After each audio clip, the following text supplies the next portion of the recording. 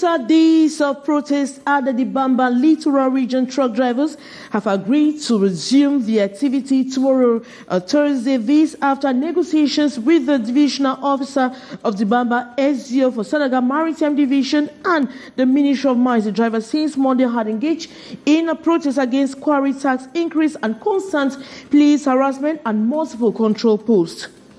The alleged assassins of a gendarmerie officer killed in cold blood in Bonamusa, the littoral region, are known. They were part of a gang of 3. They were presented to the press this afternoon. The 3 alleged criminals were arrested in 3 different cities of Canal. Transportation company Codco, which of late was hit by turbulence. Experts have described their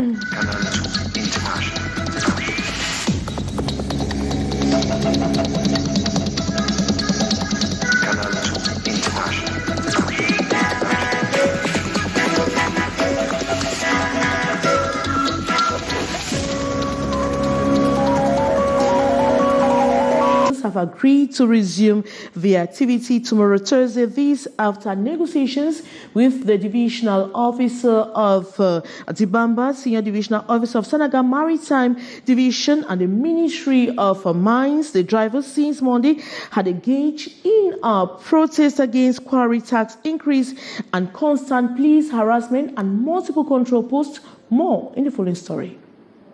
It's been a tense atmosphere at the Dibamba in the littoral since Monday as truck drivers protest what they described as an abusive tax of 5,000 francs CFA for each load from quarries imposed by the Ministry of Transport. Their anger led to a complete grounding of their activities. Since Monday, over 250 trucks plying different corridors have been blocked at Dibamba, and the economic consequences leading to loss in millions of francs CFA. Our grievances centered around a tax imposed on us by the Ministry of Mines, meaning every truck has to pay 5,000 francs after loading from a quarry. This is just too much to bear. Reason why we just and the senior divisional officer of Senegal Maritime Division, we want to solutions before engaging again in our activities. Besides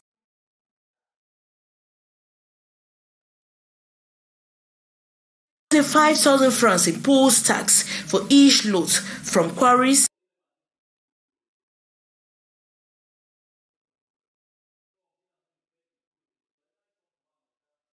the truck drivers are decrying constant police and gendarmerie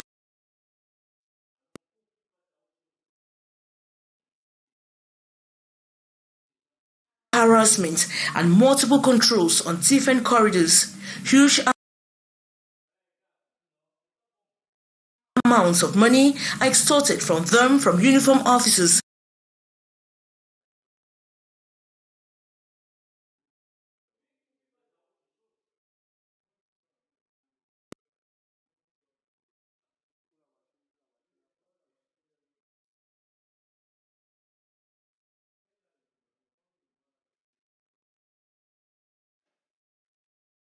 Whether they brandish documents or not, the truck drivers remain bitter. To load a truck of 1,000 francs CFA, when you move ahead, you meet a motorized control from the Ministry of Transport. Instead of controlling speed of vehicles, they have rather turned it into a fixed control post. They demand 5,000 francs from drivers. Same control when you get to Dibamba, another 2,000 francs CFA goes out, and a lot more. How do you want drivers to survive? Some solutions to the problems. First resolution is a suspension of taxes until further notice while awaiting official resolutions from Yaoundé.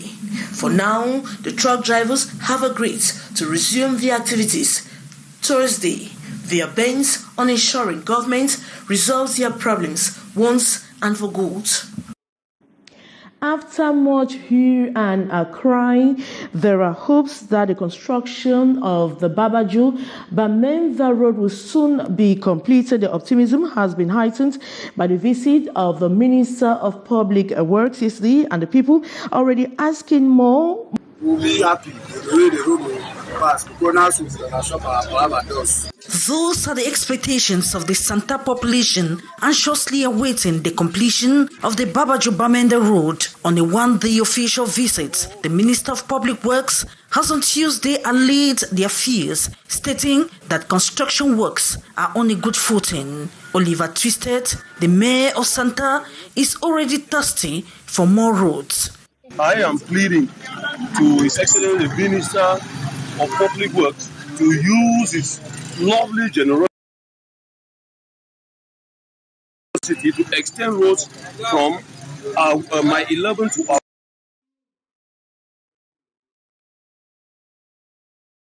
wing, my 12 to Mbe village, Hausa quarter to Balian village, and Matazem to Pinyin village.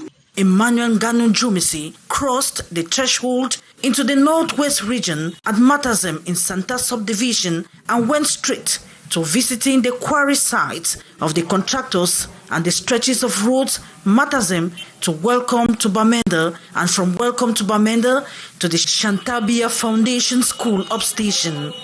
I would like, first of all, to really encourage, to really congratulate the local authorities, administrative authorities, municipal authorities, parliamentarians, and the rest for their commitment.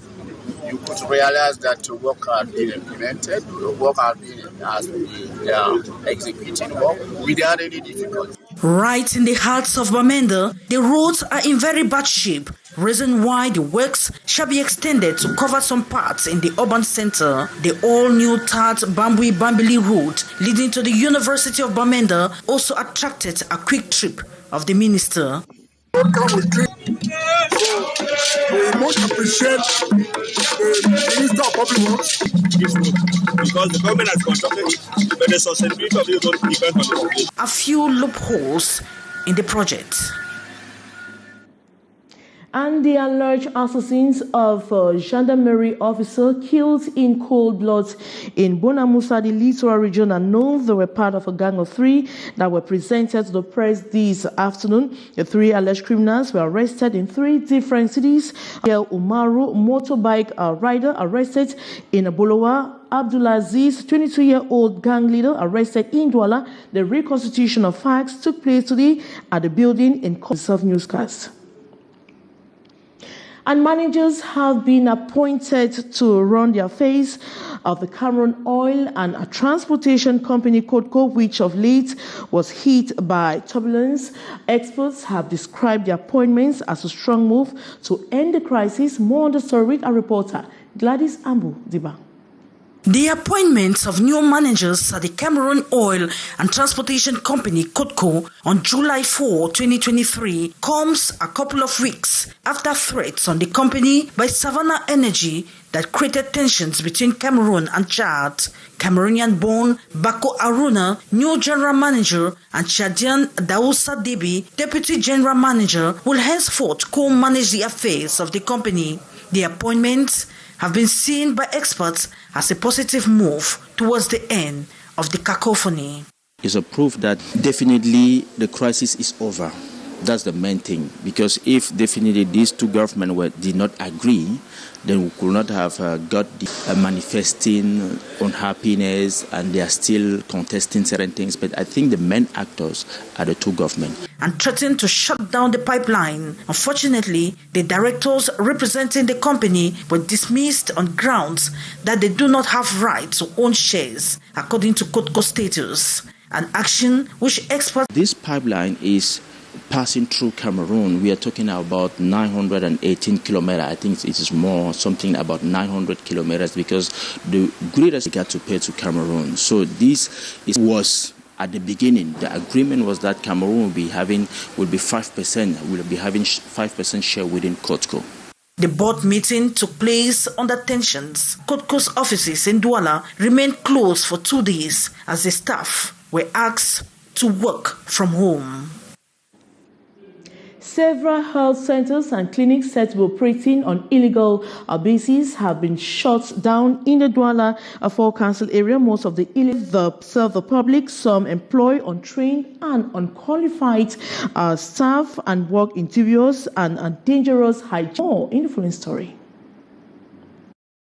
This environment is typical of most health establishments or clinics in the Douala 4 council area operating in illegality. Nasty, nauseating and surrounded by stagnant water, thus contrasting the image of a clean environment that should reflect every health establishment for quick healing of patients. Unfortunately, it's the contrary at this health district. The infrastructure are wanting, just like these situated in Bojongo. The dankness in the building and dilapidated equipment and hospitalization beds tells of the status of such structures. They are all functioning in illegality. The growing practice provoked an under-field control by the divisional officer of Douala 4. He describes such illegal clinics as death traps for Cameroonians. I'm shocked after seeing such health establishments that pass for hospitals. We engage on first evaluation and control in our area of command. The results show a majority of such structures operating in illegality. The divisional officer, backed by some specialists, stormed the Bojongo, Mabanda and Granganga neighborhoods.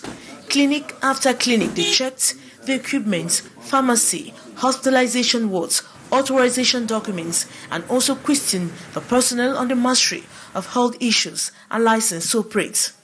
All that proved faulty, thus provoking an immediate closure of such illegal clinics. The repressor fits the law. The health of Cameroonians is our priority. We can't allow Cameroonians to die in such places. We call on Cameroonians to be on the alert and visit the right structures when they are sick. We also call on those still practicing illegality to shut down immediately. The clampdown on illegal health structures has as major objective guaranteeing the health of the population of Douala 4 in the littoral region. In line with activities marking 75 years of the State of Israel, the embassy here in Cameroon has organized activities. Between activities, usually Cameroon training on high tech innovation and entrepreneurship, the 6th edition and SMEs selected from the 10 regions of the country. More with our reporter, Beatrice Ngamu. Green economy, business networking and partnership is at the center of the 6th edition of the Israeli Cameroon High Tech Innovation and Partnership Seminar, opened July the 4th in Yaoundé. Occasion to encourage young Cameroonian start-uppers and those in the small and medium-sized enterprises to be more innovative. About 100 participants, young, talented Cameroonians drawn from the 10 regions of the country, are the beneficiaries. As we embark on this high-tech and entrepreneurship seminar, we aim to inspire and empower each one of you, the young Cameroonian entrepreneurs who are the driving force of change in your own nation. We want you to dream big, to embrace innovation, and to create solutions that will shape the future and perpetuate the collaboration between our countries. Investment in training constitutes one of the major actions of the Israeli embassy in Cameroon. And for such quality training, there is need for a favorable environment. And here in Cameroon are young talents with zeal to explore big opportunities. If we are going to become mainstream companies, how has that impacted our community? Because at the end of the day, it's about impacting our community. It's about contributing towards the growth and development of our community. This 2023 edition, it should be noted, is very special, as it is organized in line with the 75th year of the State of Israel. Of the prime time, as from you'll be back same time this time around tomorrow. Good night.